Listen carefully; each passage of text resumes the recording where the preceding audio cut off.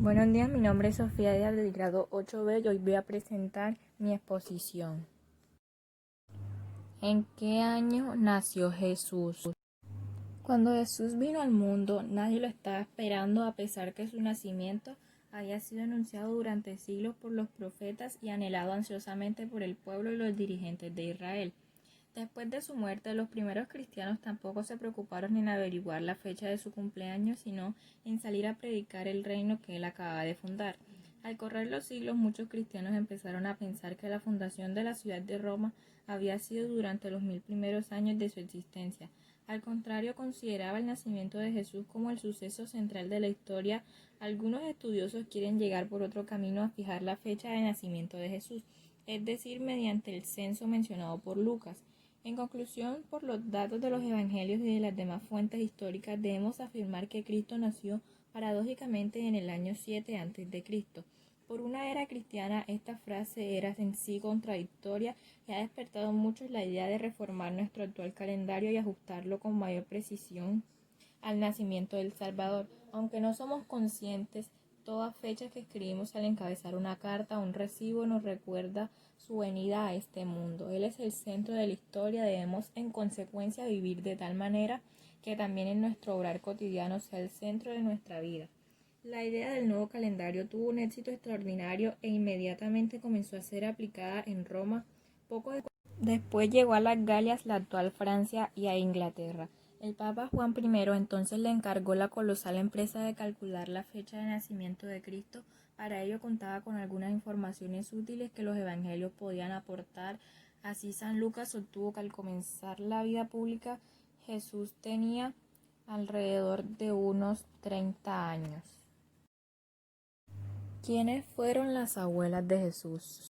Conocer las abuelas no siempre es importante para comprender una persona ni entender sus características, pero en el caso de Jesús no. Tuvo unas abuelas, es decir, unas antepasadas tan particulares que al conocerlas empezamos a entender mejor su persona, su misión y su grandeza de Hijo de Dios. San Mateo, que escribe su Evangelio para los judíos, quiere presentar a Jesús como el Mesías esperado, y por eso piensa que lo mejor es comenzar con una genealogía, pero lo realmente asombroso de esta genealogía es que Mateo incluyó el nombre de 4 mujeres. La mujer en tiempos de Jesús era considerada una persona, sino una cosa propiedad de su padre o esposa. El evangelista quiso mostrar que Jesús no se avergonzó jamás de sus parientes, ni de contar entre su familia grandes pecadores. Si Mateo hubiera buscado con mayor ahínco en todo el Antiguo Testamento, no habría podido encontrar 4 personajes más indignos de ser antepasados del Señor. Resulta que en verdad asombroso hallarlos en este lugar. Una genealogía era para los antiguos su motivo de orgullo y la razón de su honra y renombre. Aquí, en cambio, semejantes mujeres no son sino causa de vergüenza. ¿En qué lengua hablaba Jesús?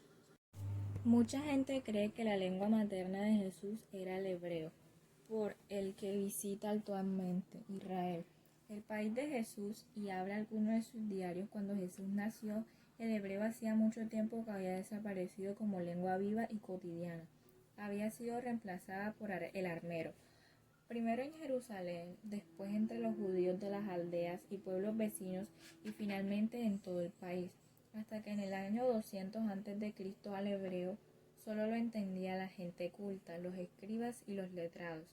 No obstante el triunfo del arameo como lengua popular, el viejo idioma nacional no desaparecido del todo, aunque ya no era hablado, perduró como lengua escrita. Es así como los libros más tardíos de la Biblia, aparecidos en esta época, siguieron componiéndose en hebreo. Por eso empezó a considerarse la lengua sagrada. Podemos concluir que Jesús hablaba el armero como lengua materna. Fue la lengua que estructuró su pensamiento, su vida y su corazón. Lo hablaba, eso sí, en un dialecto galileo. Comprendía y leía también el hebreo clásico, la lengua de las Sagradas Escrituras, y podía hablar sobre todo el lenguaje del amor, el único capaz de comunicarnos y hacernos entender con la gente de todas las lenguas, todas las culturas y todo el mundo, el que nos comunica inclusive con lo más alejado extranjero como nuestros posibles enemigos. ¿Por qué Judas traicionó a Jesús? Existe un hombre del que todos hablan con desprecio y cuyo nombre se ha convertido en el símbolo de la traición, la desesperación y el pecado.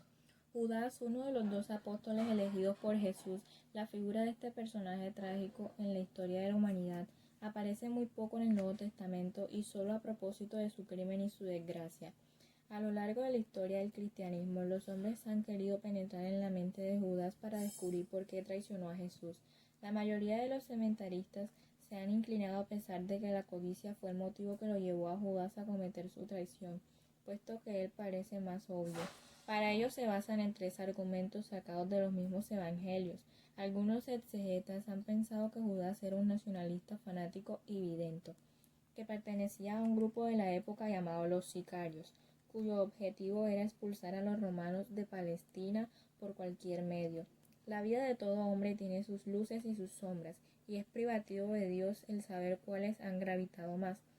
Cuenta de Santa Teresa de Jesús que en un día se le apareció al Señor, a quien solía tratar con amorosa confianza. La Iglesia jamás en serio la condonación de Judas, ni lo podía hacer, ya que su misión consistió en salvar y en declarar quiénes son los ya salvados, o decir los santos, pero nunca los condenados.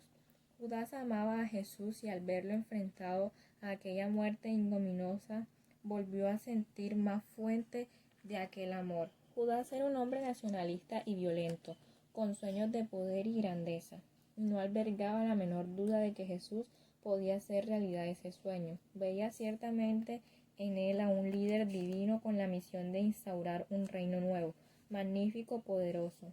Por eso durante los primeros tiempos se comportó como un apóstol fiel y correcto, feliz de ver a las multitudes que se aglomeraban alrededor del Maestro y que lo seguían extasiados para escuchar su palabra. Sin embargo, al promediar su vida pública, cuando cambió el tenor de su prédica y comenzó a hablar de la necesidad de su pasión, de su muerte dolorosa, de sus sufrimientos, la fe de Judas sufrió una dura crisis y su ánimo empezó a decaer terriblemente de desengaño. Los evangelios, Judas insanote traiciona a su maestro con un beso entregado al Sanedrín. Puede ser que esta situación se haya inspirado en la traición de uno de los villanos más famosos de la historia bíblica, o puede ser que solo haya sido motivado por la avaricia.